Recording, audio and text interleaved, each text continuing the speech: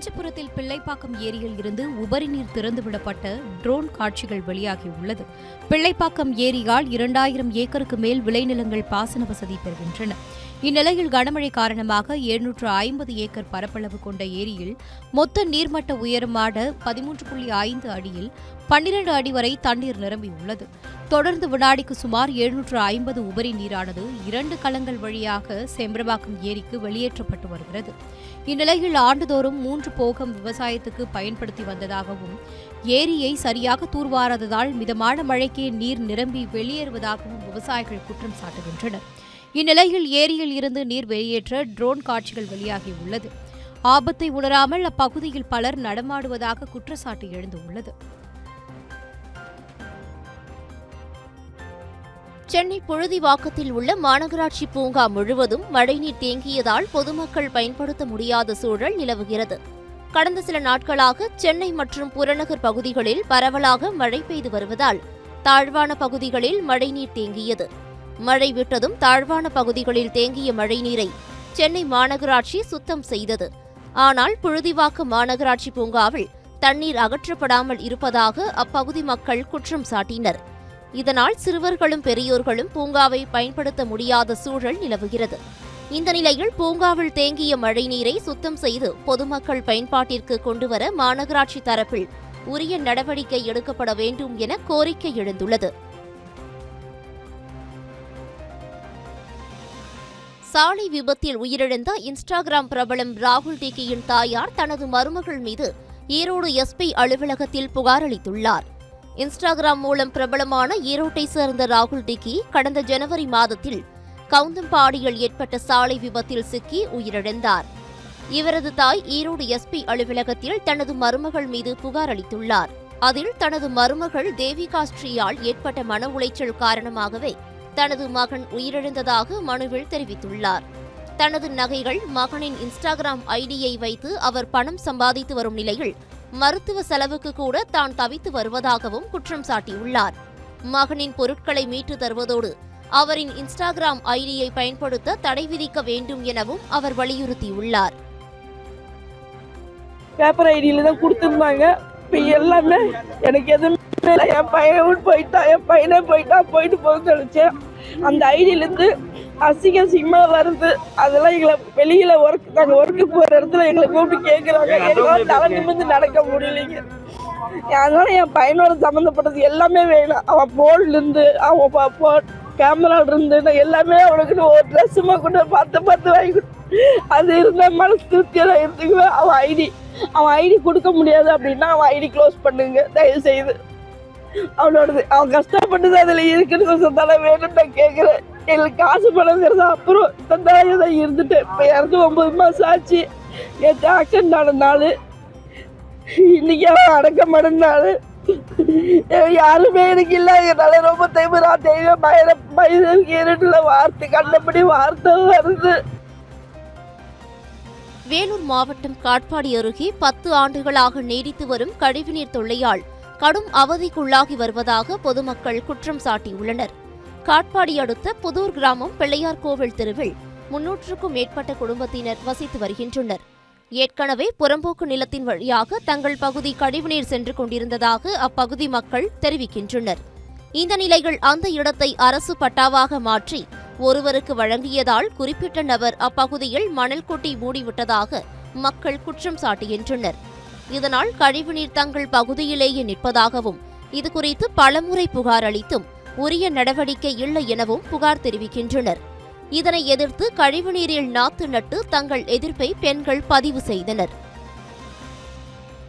நாங்க ஓட்டு போட மாட்டோம். இந்த தெருவுக்கார வரைக்கும் ஓட்டு போட மாட்டோம். இந்த காவாயை சீர் பண்ணி கொடுக்கட்டும். இந்த தெருவுல ஓட்டுக்கு வரணும். ஓட்டு கேட்கறதுக்கே யாரும் வரக்கூடாது. ஆமா, நாங்க எப்படி அந்த சாலி மருவில பண்ண போறோம். நாங்க எங்களுக்கு என்ன பண்றது? நாங்க 10 வருஷமா இந்த தண்ணியில ஜரைக்கு வைத்து, குழந்தை ஜரைக்கு வைத்து, பெரியவங்க ஜரைக்கு வைத்து, பெண்டில போறவங்க ஜரைக்கு வைத்து, எப்படி நாங்க ஒரு கால் கைய வந்துச்சுன்னா என்ன பண்றது? நாங்களும் எங்க வீட்டுல அவங்க வயசானு போனோம், நானும் மீந்துக்கிட்டா எப்படி பண்றது? நெல்லை மாவட்டம் கோபாலசமுத்திரத்தில் நீர்நிலைகளை குப்பை கழிவுகளை கொண்டு ஆக்கிரமிப்பதாக குற்றச்சாட்டு எழுந்துள்ளது. வேலன்குளம் பகுதியில் கோபாலசமுத்திரம் பேரூராட்சி நிர்வாகம் முறையான தரம் பிரித்தல் இன்றி தினசரி குப்பை கழிவுகளை நீர்நிலைக்கு சொந்தமான மற்றும் அரசு புறம்போக்கு இடங்களில் கொட்டுவதாக மக்கள் புகார் தெரிவிக்கின்றனர். இதனால் கடும் சுற்றுச்சூழல் மாசுபாடு, சுகாதார பிரச்சினைகள் ஏற்பட்டுள்ளதாகவும் வேதனை தெரிவிக்கின்றனர். பேரூராட்சி அதிகாரிகள் ஏற்கனவே உள்ள வளமீட்பு பூங்காவை சரியாக நிர்வகிக்காமல் நீர்நிலைகளை ஆக்கிரமித்து மேலும் குப்பை கொட்ட அனுமதி கேட்பதாகவும் கூறப்படுகிறது. இந்த சூழலில் மாவட்ட நிர்வாகம் உடனடியாக தலையிட்டு குப்பை கொட்டுவதை தடுத்து புதிய கழிவு மேலாண்மை திட்டத்தை அமல்படுத்த வேண்டும் என அப்பகுதி மக்கள் வலியுறுத்தியுள்ளனர். கோபாலசமுத்திரத்தோட பிரதானமாக ஒரு 4 குளம் இருக்குது. நம்பிநெறி குளம், வாகை குளம், வேளாண் குளம், கொத்தன் குளம். இது வேளாண் குளம். இந்த குளத்து கரையில் பார்த்தீங்கன்னாக்கா பேரூராட்சி நிர்வாகத்தினால தினம் தினம் கொண்டு வந்து குப்பைகள் கொட்டப்படுது. கிட்டத்தட்ட டன் கணக்காக டெய்லி வந்து குப்பைகள் கொட்டுறதுனால என்ன ஆகுதுன்னா இந்த இடம் வந்து முழுமையாக மாசுபட்டுருக்குது. கிட்டத்தட்ட ஒரு 2008லேருந்து இந்த இடத்துல குப்பையை கொட்டுறாங்க. அதுக்கு முன்னாடி இந்த இடம் வந்து ரொம்ப அழகான ஒரு இடமாவும் நன்னீர் குடிக்கக்கூடிய ஒரு கல்வெட்டாங்குழிலாம் இங்கே இருந்திருக்கு. அதில் நன்னீர் எடுத்து மக்கள் பருகிருக்கிறாங்க. இப்போ அந்த இடம் கம்ப்ளீட்டாக மூடப்பட்டு குப்பைகளால் மூடப்பட்டிருக்குது. நாங்கள் வந்து இது சம்மந்தமாக வந்து கிட்டத்தட்ட ஒரு 6-7 வருஷமாக மனு கொடுத்துட்டு இருக்கிறோம். கலெக்டர் ஆஃபீஸில் கொடுக்குறோம், அப்புறம் வந்து நாங்கள் வந்து சிஎம் தனிப்பிரிவில் கொடுக்குறோம். இந்த மாதிரி கொடுத்துட்டே இருக்கிறோம். கோவை மாவட்டம் வரப்பாளையத்தில் தோட்டத்திற்குள் புகுந்த காட்டு யானை வேட்டையன் அரிசி மாவை ருசித்து உண்ட சிசிடிவி காட்சிகள் வெளியாகியுள்ளது. தடாகம் சுற்றுவட்டார பகுதிகளான வரப்பாளையம் உள்ளிட்ட இடங்களில் மனித உயிர்களை பறித்து வந்த யானை வேட்டையன் முன்னதாக சுற்றித் திரிந்தது. தொடர்ந்து கும்கி யானைகள் காரணமாக வேட்டையன் கடந்த சில மாதங்களாக அப்பகுதிகளில் வராமல் இருந்தது. இந்த நிலையில் தமிழரசன் என்பவர் தோட்டத்தில் புகுந்த வேட்டையன் அங்கு பயிரிடப்பட்டிருந்த வாழை, தென்னை மரங்களை சேதப்படுத்தியது. அத்துடன் அருகே இருந்த தோட்டத்தில் புகுந்து வீட்டிற்கு முன்பு வைக்கப்பட்டிருந்த அரிசி மாவை ருசித்து உண்டது. இது தொடர்பான சிசிடிவி காட்சிகள் வெளியாகியுள்ளது. மீண்டும் வேட்டையன் ஊருக்குள் புகுந்ததால் அப்பகுதி மக்கள் அச்சத்தில் ஆழ்ந்துள்ளனர்.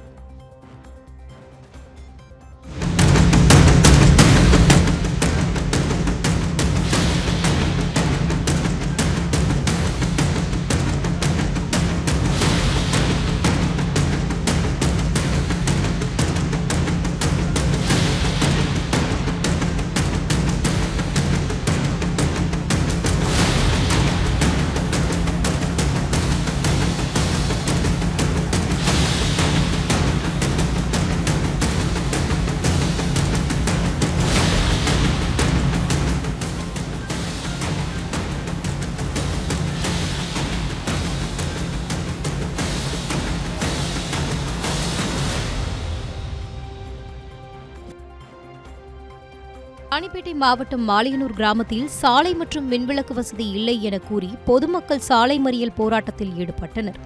மாலையனூர் கிராமத்தில் 300க்கும் மேற்பட்ட குடும்பங்கள் வசித்து வருகின்றனர். கிராமத்திற்கு செல்லும் சாலை ஏரிக்கரையின் மீது செல்வதால் அதிக அளவு செடி கொடிகள் படர்ந்துள்ளது. சாலையை சீரமைத்து தர வேண்டும் மற்றும் மின்விளக்கு அமைக்க வேண்டும் என பலமுறை பஞ்சாயத்து நிர்வாகத்திடம் முறையிட்டும் பலனில்லை என மக்கள் குற்றம் சாட்டுகின்றனர். இந்நிலையில் இதே கோரிக்கையை வலியுறுத்தி பொதுமக்கள் சாலை மறியல் போராட்டத்தில் ஈடுபட்டனர். சம்பவ இடத்திற்கு விரைந்த அதிகாரிகள் பொதுமக்களின் அடிப்படை தேவைகளை பூர்த்தி செய்வதாக உறுதியளித்த பின் அனைவரும் கலைந்து சென்றனர். திருவண்ணாமலை அண்ணாமலையார் கோயிலில் கார்த்திகை தீப திருவிழாவை முன்னிட்டு சுவாமி வீதியுலா வாகனங்களுக்கு வர்ணம் தீட்டும் பணி தீவிரமடைந்து உள்ளது. அண்ணாமலையார் கோயிலில் கார்த்திகை தீப திருவிழா உற்சவமானது நவம்பர் 24ஆம் தேதி முதல் டிசம்பர் 3ஆம் தேதி வரை நடைபெறுகிறது. இதனை முன்னிட்டு பூர்வாங்க பணிகள் மேற்கொள்ள செப்டம்பர் மாதம் 24ஆம் தேதி பந்தக்கால் முகூர்த்தம் விமர்சையாக நடைபெற்றது. தொடர்ந்து சுவாமி மற்றும் அம்பாள் வீதியுலா வரும் வாகனங்கள் அனைத்தும் 1000 கால் மண்டபம் அருகே பாதுகாப்பாக வைக்கப்பட்டு உள்ளது. தொடர்ந்து இந்திர விமானம், பூத வாகனம், குதிரை வாகனம், காமதேனு வாகனம் உள்ளிட்ட பல்வேறு வாகனங்கள் முழுமையாக சீரமைக்கப்பட்டது. இந்நிலையில் அவற்றுக்கு வர்ணம் தீட்டும் பணியில் ஊழியர்கள் ஈடுபட்டு வருகின்றனர். சேலம் புதிய பேருந்து நிலையம் அருகே உள்ள மேம்பாலத்தில் 3 பேர் சேர்ந்து இளைஞரை தாக்கி பொருட்களை எடுத்துச் சென்ற காட்சிகள் வெளியாகியுள்ளது. தாக்கப்பட்ட இளைஞர் திருநெல்வேலியைச் சேர்ந்தவர் என்றும் தன்னை தாக்கியவர்கள் யார் என்றே தெரியாது எனவும் குறிப்பிட்டுள்ளார். பாலத்தில் சென்று கொண்டிருந்த போது கூலிப், ஹான்ஸ் போன்ற போதைப் பொருட்கள் தன்னிடம் இருக்கிறதா என மூவரும் கேட்டதாக இளைஞர் குறிப்பிட்டுள்ளார். இல்லை என்று சொன்னதும் தாக்கிவிட்டு ஓடிவிட்டதாகவும் அவர் கூறியுள்ளார். இந்நிலையில் தங்களின் தோழி ஒருவரை இணையதளத்தில் ஆபாசமாக சித்தரித்து பதிவிட்டதால் இளைஞரை தாக்கி அவரது செல்போனை பிடுங்கி உடைத்ததாக அவரை தாக்கிய இளைஞர்கள் தரப்பில் தெரிவிக்கப்பட்டுள்ளது. சம்பவம் தொடர்பாக சிசிடிவி காட்சிகளை கொண்டு போலீசார் விசாரணை நடத்தி வருகின்றனர். ஈரோடு கூட்டுறவு நகர வங்கியில் பொதுமக்கள் அடகு வைத்த 80 சவரன் தங்க நகைகளை கையாடல் செய்ததாக வங்கி ஊழியரை போலீசார் தேடி வருகின்றனர். ஈரோடு முனிசிபல் காலனியில் ஈரோடு கூட்டுறவு நகர வங்கி செயல்பட்டு வருகிறது. அங்கு ஏராளமான பொதுமக்கள் நகை கடன்களுக்காக அடகு வைத்துள்ளனர். இந்நிலையில் வங்கியின் தலைமை அலுவலக அதிகாரிகள் வங்கியில் கடன் கணக்குகள் உள்ளிட்டவைகளை ஆய்வு செய்தனர். அப்போது முரண்பாடு ஏற்படவே வங்கியில் இருந்தவர்களிடம் விசாரணை நடத்தப்பட்டது. அப்போது 80 சவரனுக்கு மேல் வங்கியின் உதவியாளர் ரமேஷ்குமார் கையாடல் செய்ததாக குற்றச்சாட்டு எழுந்தது.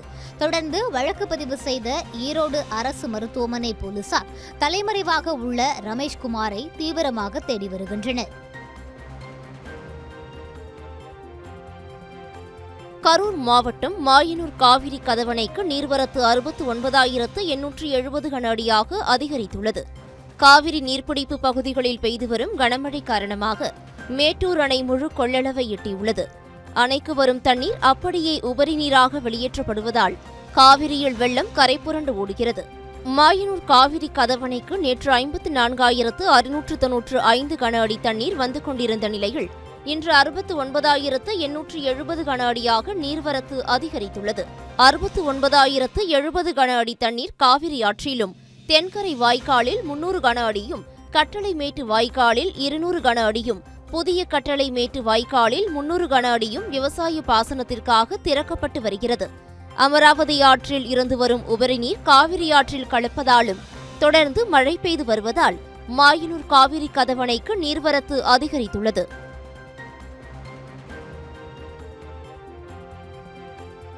தேனி வழியாக கேரளாவிற்கு கஞ்சா கடத்தி வந்த ஒரே குடும்பத்தைச் சேர்ந்த 4 பேரை போலீசார் கைது செய்தனர். கம்பம் நகரில் உள்ள வடக்கு காவல் நிலைய காவல்துறையினருக்கு ஆந்திராவில் இருந்து கேரளாவிற்கு ஒரு குடும்பத்தினர் கஞ்சாவை கடத்தி வருவதாக தகவல் கிடைத்துள்ளது. அதன் பேரில் போலீசார் கம்பம் மெட்டு சாலையில் தீவிர வாகன சோதனையில் ஈடுபட்டனர். அப்போது அந்த வழியாக வந்த ஆந்திரா பதிவு எண் கொண்ட காரை மடக்கி பிடித்த போலீசார் அவர்களிடம் விசாரணை செய்ததில் ஒரே குடும்பத்தைச் சேர்ந்த பிள்ளை ராஜலட்சுமி, ராஜேஷ் கண்ணன், அவரது மகன் துர்கா பிரகாஷ் மற்றும் சிறுவன் உட்பட 4 பேர் சுமார் 5 லட்சம் ரூபாய் மதிப்புள்ள 46,500 கிலோ கஞ்சாவை கடத்தி வந்தது தெரியவந்தது. இதையடுத்து அவர்களிடமிருந்து கஞ்சாவை பறிமுதல் செய்த போலீசார் 4 பேர் மீது வழக்கு பதிவு செய்து விசாரணை மேற்கொண்டு வருகின்றனர்.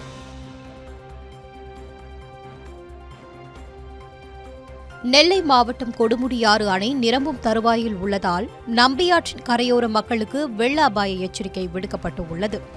நெல்லை மாவட்டம் மேற்கு தொடர்ச்சி மலையடிவாரத்தில் அமைந்து உள்ள கொடுமுடியாறு அணையின் மொத்த நீர்மட்டம் 52.50 அடியாகும்.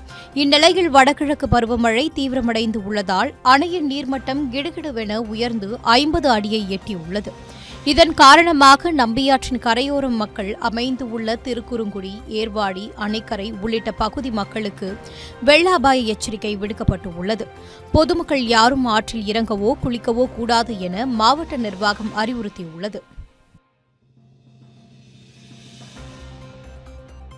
கோவையில் மதுபோதையில் காரை இயக்கியதால் நிகழ்ந்த கோர விபத்தில் இளைஞர்கள் 4 பேர் உயிரிழந்தனர்.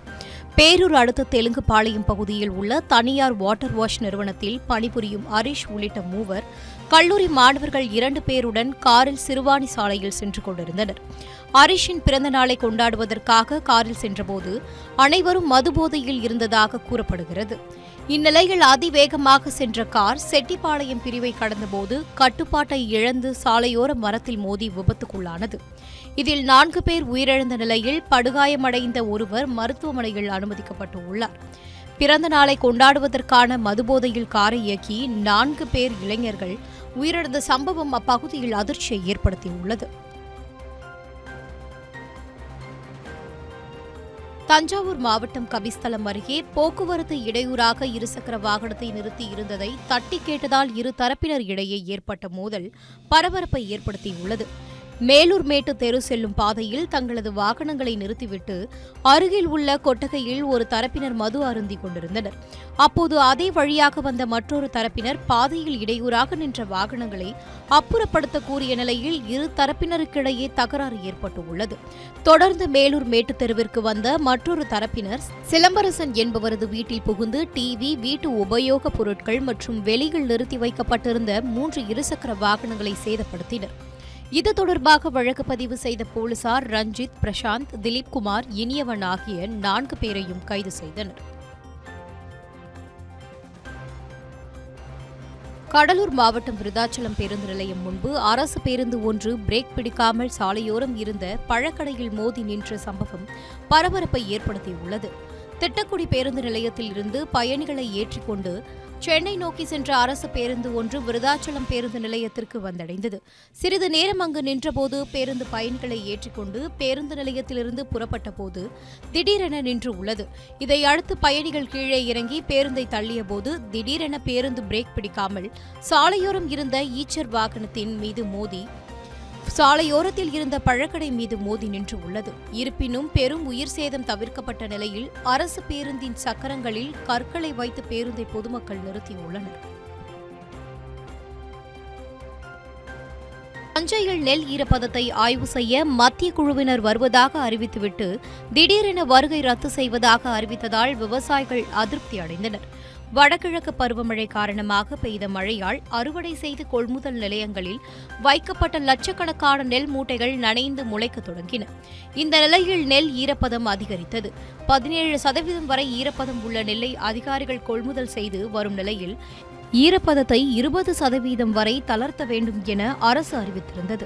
இதனை ஏற்று மத்திய குழுவினர் வண்ணாரப்பேட்டை, பொன்னாப்பூர் கிழக்கு, பொன்னாப்பூர் மேற்கு உள்ளிட்ட பகுதிகளில் உள்ள நேரடி நெல் கொள்முதல் நிலையங்களுக்கு வருகை தருவதாக அறிவிக்கப்பட்டனர். இதையடுத்து ஏராளமான விவசாயிகள் வெகுநேரம் கொள்முதல் நிலையங்கள் முன்பு காத்திருந்த நிலையில் அதிகாரிகள் வருகை ரத்து என அறிவிக்கப்பட்டதால் விவசாயிகள் அதிருப்தி அடைந்தனர். சேலம் அருகே வீட்டுக்குள் புகுந்து பெண்ணை உறவினர்கள் தாக்கிய சம்பவம் அப்பகுதியில் பரபரப்பை ஏற்படுத்தியுள்ளது. புது ஏரி சாய்பாபா காலனி பகுதியைச் சேர்ந்த சரவணன் ஏற்காடு மலை அடிவாரம் செல்லும் வழியில் உள்ள மாடர்ன் தியேட்டர்ஸ் காம்ப்ளெக்ஸில் காஃபி பார் வைத்து உள்ளார். இந்த காஃபி பாரில் வேலை பார்த்து வந்த கார்த்திக் என்பவர் கடந்த சில தினங்களுக்கு முன்பு இளம்பெண் ஒருவரை காதலித்து திருமணம் செய்து கொண்டதாக கூறப்படுகிறது. இந்த நிலையில் பெண்ணின் உறவினரான விஸ்வநாதன் மற்றும் 4 பேர் கொண்ட கும்பல் சரவணன் வீட்டிற்கு வந்து உள்ளனர். அப்போது சரவணன் வீட்டில் இல்லாத நிலையில் அவரது மனைவி சாரதாவை மிரட்டியதோடு வாக்குவாதத்தில் ஈடுபட்ட மர்ம கும்பல் சாரதாவின் தலைமுடியை பிடித்து இழுத்து வந்து சாலையில் வைத்து அடித்து உதைத்து உள்ளனர். இதில் படுகாயமடைந்த சாரதா மருத்துவமனையில் அனுமதிக்கப்பட்ட நிலையில் சம்பவம் குறித்த சிசிடிவி காட்சிகள் வெளியாகி பரபரப்பை ஏற்படுத்தியுள்ளது. திருவள்ளூர் மாவட்டம் பொன்னேரி அருகே கொசுஸ்தலை ஆற்றின் கடைசி அணைக்கட்டில் தண்ணீர் ஆர்ப்பரித்து செல்லும் காட்சி வெளியாகியுள்ளது. வடகிழக்கு பருவமழையால் பூண்டி ஏரி முழு கொள்ளளவை நெருங்கியுள்ளதால் வினாடிக்கு 9500 கன அடி உபரிநீர் கொசுஸ்தலை ஆற்றில் திறக்கப்பட்டு வருகிறது. இதனால் கொசுஸ்தலை ஆற்றில் வெள்ளப்பெருக்கு ஏற்பட்டுள்ளது. தொடர்ந்து சீமாவரம் கிராமத்தில் உள்ள வல்லூர் அணைக்கட்டில் தண்ணீர் நிரம்பி வினாடிக்கு 10,700 கன அடி நீர் ஆர்ப்பரித்து செல்கிறது. கொசுஸ்தலை ஆற்றின் கடைசி தடுப்பணை என்பதால் தண்ணீரானது இறுதியாக எண்ணூர் கடலுக்கு செல்லும். பூண்டி உபரிநீர் திறப்பால் வினாடிக்கு 10,700 கன அடி நீர் கடலுக்கு செல்கிறது. திண்டுக்கல் மாவட்டம் கொடைக்கானல் அருகே பிரதான மலை சாலையில் சிறுத்தை ஒன்று உலாவரும் காட்சிகள் சமூக வலைதளங்களில் வெளியாகி மக்களிடையே அதிர்ச்சியை ஏற்படுத்தியுள்ளது. ஆனைமலை புலிகள் காப்பகத்திற்கு உட்பட்ட கூக்கால் பிரதான மலை சாலையில் சிறுத்தை ஒன்று உயரமாக உலா வந்து வனப்பகுதிக்குள் சென்றுள்ளது. அப்போது அந்த வழியாக சென்ற பயணி ஒருவர் சிறுத்தை உலா வருவதை வீடியோவாக பதிவு செய்து சமூக வலைதளங்களில் பதிவிட்ட நிலையில் தற்போது இணையத்தில் வைரலாகி வருகிறது. இதனையடுத்து கூக்கால் மலை சாலையில் பயணிக்கும் பயணிகள் பாதுகாப்பான முறையில் பயணம் மேற்கொள்ள வேண்டும் என வனத்துறையினர் அறிவுறுத்தியுள்ளனர். தென்காசி மாவட்டம் சிவகிரி அருகே 40 பயணிகளுடன் சென்ற அரசு பேருந்து வயல்வெளிகளில் பாய்ந்து விபத்துக்குள்ளானது. ராஜபாளையம் பணிமனைக்கு சொந்தமான அரசு பேருந்து சிவகிரியில் இருந்து 40 பயணிகளுடன் ராமநாதபுரம் நோக்கி சென்று கொண்டிருந்தது. அப்போது ஓட்டுநரின் கட்டுப்பாட்டை இழந்த அரசு பேருந்து திடீரென அருகில் உள்ள வயல்வெளிகளில் பாய்ந்து விபத்துக்குள்ளானது. இந்த விபத்தில் பேருந்தில் பயணம் செய்த பள்ளி மாணவர்கள் உட்பட 40 பயணிகள் காயங்கள் எதுவும் இன்றி அதிர்ஷ்டவசமாக உயிர் தப்பினர். மேலும் தென்காசி மாவட்டத்தில் ஒரு சில பகுதிகளில் சாலைகள் அதிக அளவு சேதமடைந்து காணப்படுவதால் இதுபோன்ற விபத்துக்கள் தொடர்ச்சியாக ஏற்படுவதாக மக்கள் குற்றம் சாட்டியுள்ளனர். நீலகிரி மாவட்டம் கூடலூரில் யானைகள் நடமாட்டம் காரணமாக மூடப்பட்டிருந்த ஊசிமலை காட்சி முனை பகுதி மீண்டும் திறக்கப்பட்டது. கூடலூரில் இருந்து உதகை செல்லும் தேசிய நெடுஞ்சாலையில் ஊசிமலை காட்சி முனை செயல்பட்டு வருகிறது. இந்நிலையில் இந்த காட்சி முனையில் கடந்த 2 நாட்களுக்கு முன் பெண் காட்டு யானை குட்டியை ஈன்றதால் சுற்றுலா பயணிகள் பாதுகாப்பு கருதி 2 நாட்கள் காட்சி முனை மூடப்பட்டது. இதனைத் தொடர்ந்து யானைகள் வேறு பகுதிக்கு இடம்பெயர்ந்ததால் சுற்றுலா தலம் திறக்கப்பட்ட நிலையில் கட்டணம் கூடுதலாக வசூலிக்கப்பட்டது. இதனால் கடும் அதிருப்தி அடைந்த சுற்றுலா பயணிகள் கட்டணத்தை குறைக்க வனத்துறையினர் உடனடியாக நடவடிக்கை மேற்கொள்ள வேண்டுமென வேண்டுகோள் விடுத்துள்ளனர். வீடூர் அணை திறப்பின் காரணமாக சங்கராபரணி ஆற்றில் உள்ள தடுப்பணைகளில் நீர் வழிந்தோடும் ட்ரோன் காட்சிகள் வெளியாகி பார்ப்போரை கவர்ந்துள்ளது. தொடர் கனமழை காரணமாக விழுப்புரம் மாவட்டம் வீடூரில் சங்கராபரணி ஆற்றின் குறுக்கே உள்ள வீடூர் அணை நிரம்பிய நிலையில் அணையில் இருந்து சங்கராபரணி ஆற்றில் 5000 கன அடி நீர் திறந்துவிடப்பட்டுள்ளது. இந்த நீரானது புதுச்சேரியின் மணலிப்பட்டு, செட்டிப்பட்டு, கைக்கிலப்பட்டு உள்ளிட்ட கிராமங்களில் உள்ள படுகை அணைகள் நிரம்பி தண்ணீர் ஓடிக்கொண்டுள்ளது. இந்த நிலையில் தடுப்பணைகளில் தண்ணீர் நிரம்பி ஓடும் அழகிய ட்ரோன் காட்சிகள் வெளியாகியுள்ளது. சேலம் மாவட்டம் மேட்டூர் அருகே ரசாயன தொழிற்சாலையில் ஏற்பட்ட வெடிவிபத்தில் வடமாநில தொழிலாளர்கள் 2 காயமடைந்தனர். கருமலை கூடல் சிட்கோ தொழிற்பேட்டையில் பாலமுருகன் என்பவர் மெக்னீசியம் சல்பேட் தயாரிக்கும் தொழிற்சாலை நடத்தி வருகிறார். இவரது தொழிற்சாலையில் மெக்னீசியம் அரைக்கும் தொட்டி பழுதடைந்த நிலையில் அங்கு வேலை பார்த்து வரும் வடமாநில தொழிலாளர்கள் அதனை சரி செய்யும் பணியில் ஈடுபட்டிருந்தனர். அப்போது எதிர்பாராத விதமாக திடீரென தொட்டி வெடித்து விபத்து ஏற்பட்டுள்ளது. இதில் ராகேஷ் ராம் மற்றும் சர்வன் பஸ்வான் ஆகிய 2 படுகாயமடைந்த நிலையில் அவர்களை மீட்ட தீயணைப்புத் துறையினர் சேலம் அரசு மருத்துவமனைக்கு அவர்களை அனுப்பி வைத்தனர். தொடர்ந்து வழக்கு பதிவு செய்த போலீசார் விசாரணை நடத்தி வருகின்றனர்.